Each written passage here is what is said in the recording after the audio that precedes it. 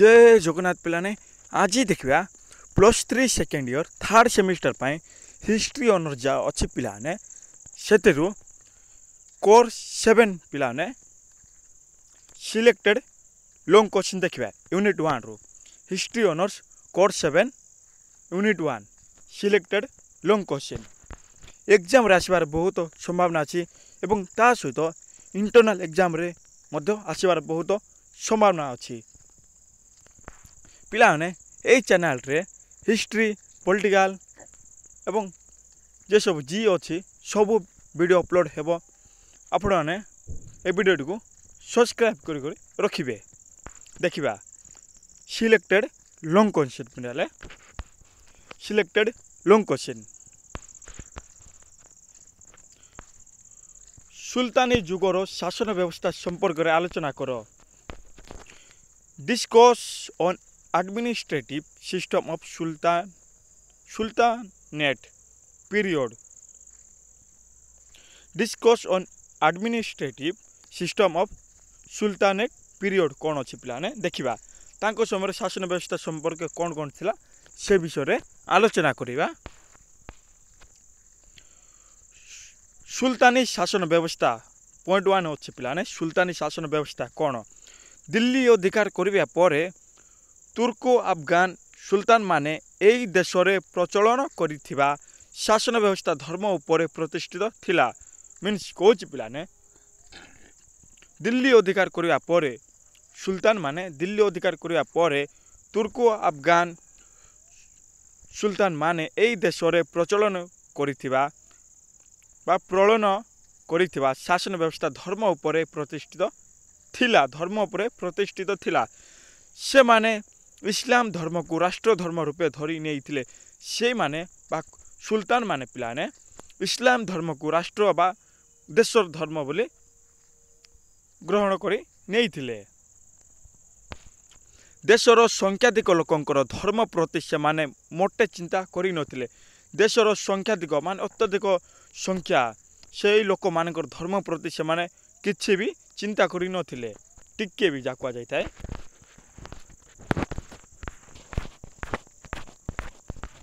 2 number point देखिया पिलाने सुल्तान शासनर मुख्य कौन कौन थिला मुख्य सुल्तान थिले शासनर मुख्य यस पिलाने सुल्तान जे थिले तांके थिले शासनर मुख्य हेड जाकुआ जाइथाय से थिले सर्वोच्च शासनकर्ता से थिले सर्वोच्च सुप्रीम कर्ता बा शासनकर्ता मुख्य हेड सर्वोच्च आईनदाता से ही जहाँ कहबे ताही ठीक पिलाने सुल्तान जा कह जाए सर्वोच्च विचारक तांके जहाँ विचार करेंगे ताही ठीक हेबो एवं सर्वोच्च सेनापति एवं कहवाई गले सेनापति मध्य थिले सर्वोच्च से विभिन्न विभागीय मुख्य मानक नियुक्ति देउथिले से विभिन्न तांको तळो केते सैन्यबाहिनी थिले से मानक नियुक्ति देउथिले विभिन्न विभागीय मुख्य मानक नियुक्ति देउथिले वो बहिष्कार करुथिले एवं बहिष्कार करुथिले से थिले शासन केंद्र बिंदु से थिले शासनर केंद्र बिंदु एवं समग्र शासन कल तांको चतुर्दिगरे घूर्णन करुथिला 3 नंबर देखिबा खलीफांको प्रतिनिधि कौन तांग मुख्य भूमिका जी खलीफांको प्रतिनिधि कौन देखिबा सुल्तान माने निजको खलीफांकर स्वीकृति नहीं शासन करुथिले सुल्तान माने जो मान थिले पिलाने से माने निजको खलीफांकर स्वीकृति नहीं शासन करुथिले तांको नाम रे मुद्रा प्रचलन एवं खुत बा पाठ करा जाउतिला तांको नाम रे मुद्रा मीन्स सुनार जा थिला आगे सुना तंबा थिला पिलाने तंबा प्रचलन एवं खुत बा पाठ करा जाउतिला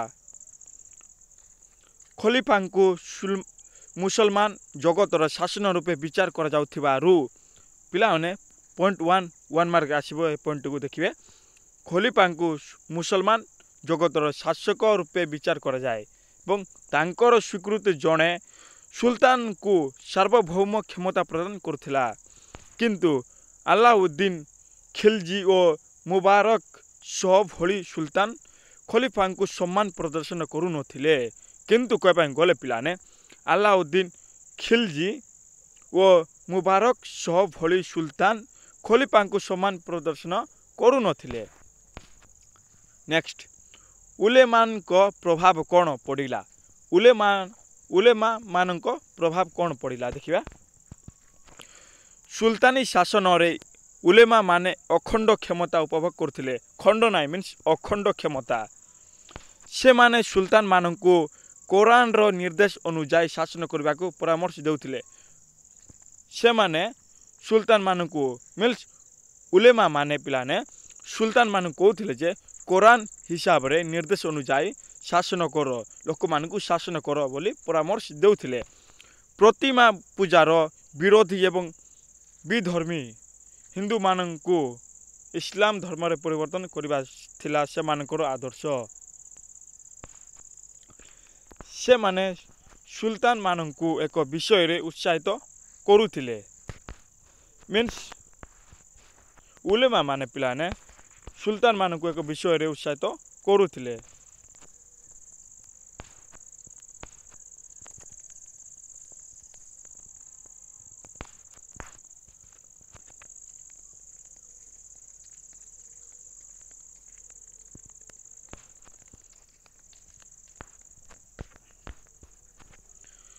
ସୁଲତାନି ଶାସନର ଲକ୍ଷ୍ୟ କ'ଣ କ'ଣ ଲକ୍ଷ୍ୟ ଅଛି ଦେଖିବା।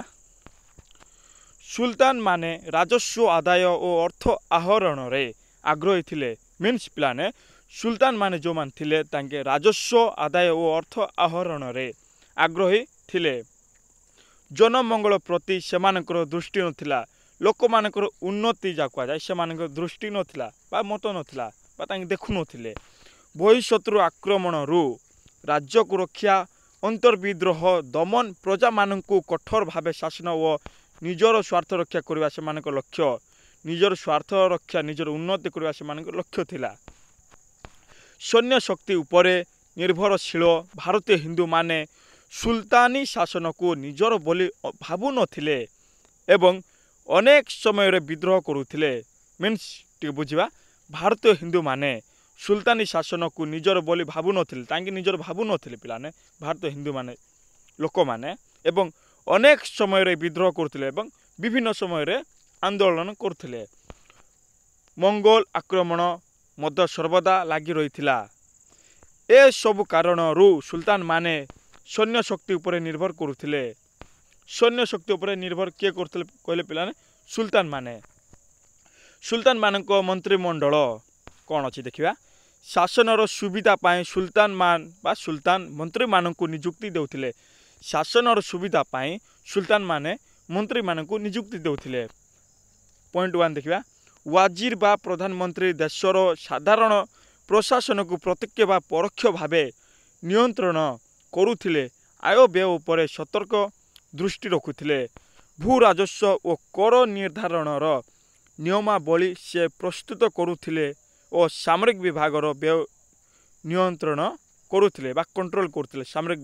ସାମରିକ ବିଭାଗର ବ୍ୟୟ କଣ୍ଟ୍ରୋଲ କରୁଥିଲେ।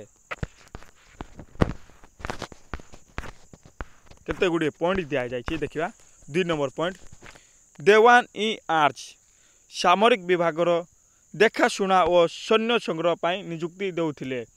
ପିଲାମାନେ ପଏଣ୍ଟ 1 ଏଇ ପଏଣ୍ଟ ସବୁ ନାହିଁ କି 1 ମାର୍କରେ ପଚାରିପାରେ। ଦେୱାନ ଇ ଆର୍ଜ ଯେଉଁମାନେ ଥିଲେ ସାମରିକ ବିଭାଗର ଦେଖାଶୁଣା ଓ ସୈନ୍ୟ ସଂଗ୍ରହ ପାଇଁ ନିଯୁକ୍ତି ଦେଉଥିଲେ। 3 ଦେୱାନ ଇ ଇନସା ରାଜକୀୟ ପତ୍ର ଆଦାନ ପ୍ରଦାନ ଦାୟିତ୍ୱରେ ରହିଥାନ୍ତି। ରାଜକୀୟ ପତ୍ର ଆଦାନ ପ୍ରଦାନରେ ସେମାନେ ରହିଥାନ୍ତି। ଦେୱାନ ଇ ରସାଲତ ଥିଲେ ବୈଦେଶିକ ମନ୍ତ୍ରୀ। ଦେୱାନ ଇ ରସାଲତ ସେମାନେ ଥିଲେ ବୈଦେଶିକ ମନ୍ତ୍ରୀ। 1 ମାର୍କରେ ପଚାରିପାରେ। ସଦର ଉସ୍ ସଦର କ'ଣ? ଧର୍ମ ସମ୍ପର୍କୀୟ କାର୍ଯ୍ୟ କରୁଥିଲେ। ସଦର ଉସ୍ ସଦର ସେମାନେ ଥିଲେ ବା ସେଇମାନେ ଧର୍ମ ସମ୍ପର୍କୀୟ କାର୍ଯ୍ୟ କରୁଥିଲେ। ସଦର ଉସ୍ ସଦର। ବରିଦ ଇ ମମଲିକ ଗୁପ୍ତଚର ଓ ଡାକ ବିଭାଗର ମୁଖ୍ୟ ଥିଲେ। ଅମିର ଇ କୋହି କୃଷି ବିଭାଗ ଦାୟିତ୍ୱରେ ଥିଲେ। ଅମିର ଇ କୋହି ଯେଉଁମାନେ ଥିଲେ ସେମାନେ କୃଷି ବିଭାଗ ଦାୟିତ୍ୱରେ ଥିଲେ। ମୁଖ୍ୟ କାଜୀ ବିଚାର ବିଭାଗ ଦାୟିତ୍ୱରେ ରହିଥିଲେ। ଏ ସମସ୍ତ ମନ୍ତ୍ରୀମାନଙ୍କ ମଧ୍ୟରେ ୱଜିର ଥିଲେ ସର୍ବୋଚ୍ଚ କ୍ଷମତାଶାଳୀ। ୱଜିର ଯେଉଁ ଅଛି ପିଲାମାନେ ଏମାନଙ୍କ ମଧ୍ୟରେ ସର୍ବୋଚ୍ଚ କ୍ଷମତାଶାଳୀ ଥିଲେ। ସୁଲତାନଙ୍କ ଅସୁସ୍ଥତାରେ ଅନୁପସ୍ଥିତିରେ ଏବଂ ନାବାଳକ ସମୟରେ ସେ ଶାସନ କାର୍ଯ୍ୟ ନିଜେ ପରିଚାଳନା କରୁଥିଲେ। ମିନ୍ସ ସୁଲତାନ ଅନୁପସ୍ଥିତିରେ ସେମାନେ କାର୍ଯ୍ୟକାରୀ ବା ନିଜେ ପରିଚାଳନା କରୁଥିଲେ। ଏବେ ଦେଖିବା ପ୍ରାଦେଶିକ ଶାସନ କ'ଣ। ସମଗ୍ର ରାଜ୍ୟକୁ କେତେକ ସାମରିକ ଅଞ୍ଚଳ ବା ଇକ୍ତାରେ ବିଭକ୍ତ କରି ପ୍ରତ୍ୟେକ ଇକ୍ତାରେ ଜୋରେ ନାଏବ ବା ପ୍ରାଦେଶିକ ଶାସନକର୍ତ୍ତା ନିଯୁକ୍ତି କରାଯାଉଥିଲା। ଜୋରେ ନାଏବ ବା ପ୍ରାଦେଶିକ ଶାସନକର୍ତ୍ତା ନିଯୁକ୍ତି କରାଯାଉଥିଲା। ସେମାନେ ଅତ୍ୟନ୍ତ ପ୍ରଭାବଶାଳୀ ଥିଲେ।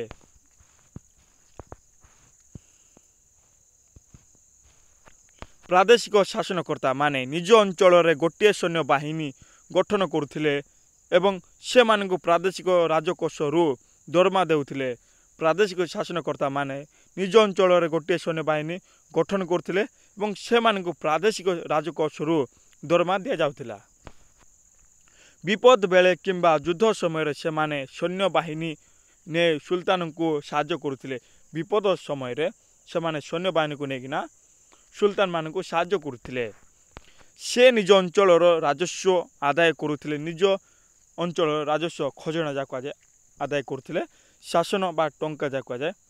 ଶାସନ ଜନିତ ଖର୍ଚ୍ଚ ତୁଲାଇବା ପରେ ବଳକା ଅର୍ଥରେ ସେ କେନ୍ଦ୍ରୀୟ ରାଜକୋଷରେ ଜମା କରୁଥିଲେ। କେନ୍ଦ୍ରୀୟ ରାଜକୋଷରେ ଜମା କରୁଥିଲେ ମିନ୍ସ ଖର୍ଚ୍ଚ ତୁଲାଇବା ପରେ ଯାହା ବଳକିଗଲା ଟଙ୍କା। ବିଚାର ବିଭାଗ ପ୍ରାଦେଶିକ ମୁଖ୍ୟ ରୂପରେ ସେ କେତେକ ଗୁରୁତ୍ୱପୂର୍ଣ୍ଣ ମୋକଦ୍ଦମାର ବିଚାର କରୁଥିଲେ। ଜିଲ୍ଲା ବା ସକର ଶାସନ ପ୍ରତ୍ୟେକ ପ୍ରଦେଶକୁ କେତୋଟି ଜିଲ୍ଲା ବା ଶିକରରେ ବିଭକ୍ତ କରାଯାଇଥିଲା ଏବଂ ଶିକର ଶାସକ ଥିଲେ ଶିକଦାର। ଶିକର ଶାସକ ଥିଲେ ଶିକଦାର 1 ମାର୍କରେ ଆସିବ। ପ୍ରତ୍ୟେକ ଶିକକୁ କେତୋଟି ପ୍ରଗଣାରେ ବିଭକ୍ତ କରାଯାଉଥିଲା। ପ୍ରଗଣାର ମୁଖ୍ୟ ଥିଲେ ଅମିର। ପ୍ରଗଣାର ମୁଖ୍ୟ ଥିଲେ ପିଲାମାନେ ଅମିର।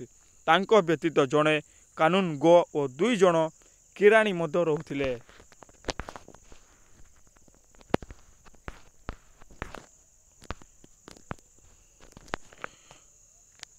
ପ୍ରତି ପ୍ରଗଣା କେତୋଟି ଗ୍ରାମକୁ ନେଇ ହୋଇଥିଲା। ଗ୍ରାମ ଶାସନର ଦାୟିତ୍ୱ ପଞ୍ଚାୟତ ହାତରେ ନ୍ୟସ୍ତ ଥିଲା। ଗ୍ରାମ ଶାସନ ଦାୟିତ୍ୱ ପଞ୍ଚାୟତ ହାତରେ ନ୍ୟସ୍ତ ଥିଲା। କେବଳ କର ଦେବା ବ୍ୟତୀତ ଲୋକମାନଙ୍କର ଶାସନ ସହିତ ଅନ୍ୟ କୌଣସି ସମ୍ପର୍କ ନଥିଲା। ସୈନ୍ୟବାହିନୀ ସୁଲତାନୀ ଯୁଗର ସୈନ୍ୟବାହିନୀ ତୁର୍କ ପାରସିକ ମଙ୍ଗୋଲ ଆଫଗାନ ଆରବ ଆବିସିନୀୟ ଓ ଭାରତୀୟମାନଙ୍କୁ ନେଇ ଗଠିତ। ସୈନ୍ୟମାନଙ୍କ କୌଣସି ଦେଶ ପ୍ରୀତି ନଥିଲା। ସେମାନେ ଠିକା ସୈନିକ ଭଳି କାମ କରୁଥିଲେ। ଠିକା ହିସାବରେ କାମ କରୁଥିଲେ। ସେମାନେ ସୁଲତାନମାନଙ୍କ ପ୍ରତି ଅନୁରକ୍ତ ଥିଲେ ଏବଂ ରାଜକୋଷରୁ ଦରମା ପାଉଥିଲେ। ସୈନ୍ୟବାହିନୀ ମୁଖ୍ୟତଃ ଥିଲେ ପଦାତିକ ଅଶ୍ୱାରୋହୀ ଓ ହସ୍ତୀ ବାହିନୀ। ଆଲାଉଦ୍ଦିନଙ୍କ ସମୟରେ ପ୍ରତି ଘୋଡ଼ା ଦେହରେ ଦାଗ ଦେବାର ବ୍ୟବସ୍ଥା କରାଯାଉଥିଲା। ଆଲାଉଦ୍ଦିନଙ୍କ ସମୟରେ ପ୍ରତିଟି ଘୋଡ଼ା ଦେହରେ ଦାଗ ଦେବାର ବ୍ୟବସ୍ଥା କରାଯାଉଥିଲା। ମୋଟ ଉପରେ ସାମରିକ ଶକ୍ତି ଉପରେ ପ୍ରତିଷ୍ଠିତ ଦିଲ୍ଲୀ ସୁଲତାନମାନଙ୍କ ସାମ୍ରାଜ୍ୟ ବିଶାଳ ଥିଲେ ମଧ୍ୟ ଏହାର ମୂଳ ଭିତ୍ତି ସବଳ ନଥିଲା। ଫଳରେ ଦେଶରେ ସର୍ବଦା ରାଜନୈତିକ ଅସ୍ଥିରତା ଲାଗି ରହିଥିଲା। ଏହା ଥିଲା ପିଲାମାନେ selected long question history honours course 7। ମୁଁ ଭାବୁଛି ଆପଣମାନେ ବୁଝିପାରିଥିବେ। ଏ ଭିଡ଼ିଓଟିକୁ 2 ରୁ 3 ଥର ୱାଚ୍ କରନ୍ତୁ ଏବଂ ଶେଷ ପର୍ଯ୍ୟନ୍ତ ଦେଖନ୍ତୁ। ଜୟ ଜଗନ୍ନାଥ।